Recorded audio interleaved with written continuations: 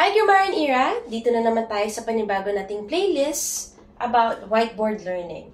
Pag-aaral natin ngayon, dito ang pinakamabilis sa pamamaraan ng pag-aaral ng grammar. So, let's start now with lesson number 1. So, sa lesson number 1 ay pag-aaralan natin ang kung gaano kalaki ang English.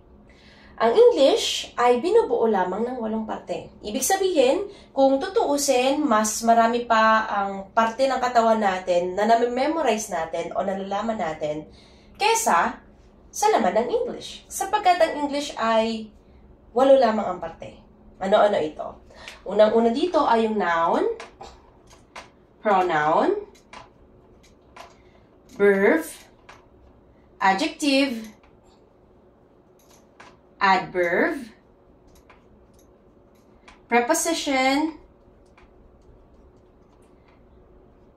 conjunction, and the last one is interjection. So, 8 lamang ang bumubuo sa sa ating English. Ibig sabihin, hindi ito malaki o hindi ito marami at hindi ito malawak. Sapagkat, ang pag-aaral ng English ay may limitasyon lamang. Anong limitasyon niya? Hanggang 8 lang ang finish line mo. Kumbaga, meron tayong goal.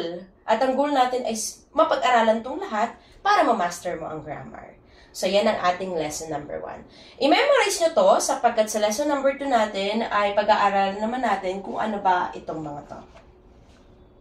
So, ulit, meron tayong noun, pronoun, verb, adjective, adverb, preposition, conjunction, and interjection. Again, noun, pronoun, verb, adjective, adverb, preposition, conjunction, and interjection.